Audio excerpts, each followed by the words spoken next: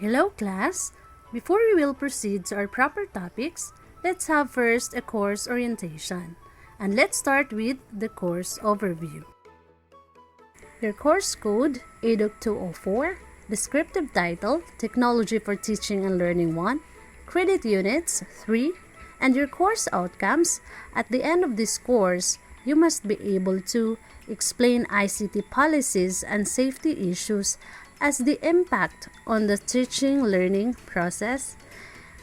Second, identify learning theories and principles applied in the design and development of lesson through appropriate media and technologies for teaching learning. Third, you must be able to integrate media and technology in various content areas. Fourth, you must be able to formulate teaching learning experiences and assessment tasks using appropriate and innovative technologies.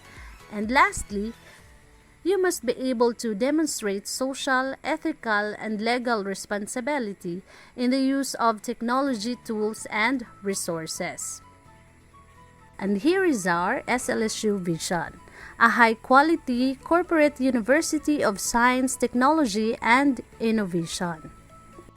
And our SLSU mission, SLSU will develop science, technology, and innovation leaders and professionals, produce high-impact technologies from research and innovations, contribute to sustainable development through responsive community engagement programs, and generate revenues to be self-sufficient and financially viable. And to get the most from this module, you need to do the following in module guide. So first, understand the target. Begin by reading and understanding the course outcomes and every unit learning outcomes. These tell you what you should know and be able to do at the end of this module. Second, time management. Study how you can manage to do activities of this module in consideration of your other modules from other courses. Schedule and manage your time to read and understand every part of the module. Read it over and over until you understand the point. Do not ask about questions that are already answered in the guide.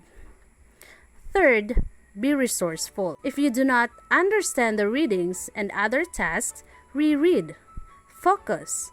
If this will not work, engage all possible resources. You may ask other family members to help you. If this will not work again, text me first so that I can call you or text you back for assistance.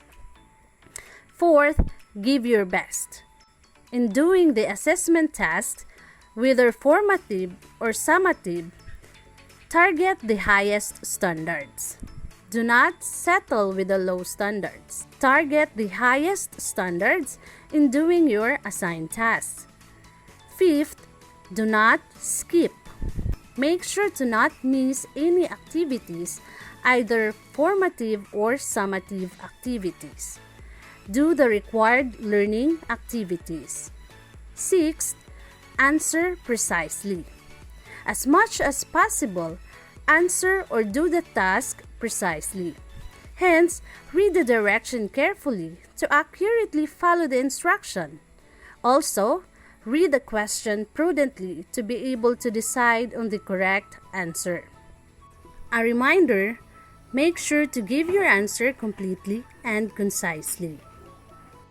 Your answers should be composed of complete and grammatically correct sentences. Do not use abbreviations and acronyms unless these are introduced in the readings. And do not write in text speak. Avoid writing in all caps. Seventh, submit on time. Do not procrastinate. We all know procrastination is a bad ethic, which means not being capable of doing work properly. Make sure to give time to your tasks given by this subject for you to submit on time. Once I receive your materials, I will inform you immediately. And lastly, be patient. I will make sure to give you feedback on your work to ensure that you are on the right track. While waiting for my feedback, continue doing the task in the succeeding units of the module that are scheduled for the finals. And by following these guidelines, surely you will be able to accomplish all the required tasks in this module. Just always remember this quote, "Where there's a will, there's a way." I know you can do it.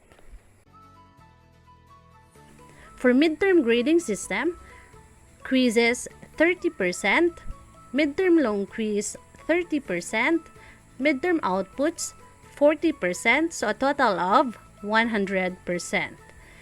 And for final term grading system, we have quizzes 15%, activities 15%, final term long quiz 30%, and final term outputs 40% for a total of 100%. So to get your final grade, the midterm grade and final term grade will be added and divided into 2.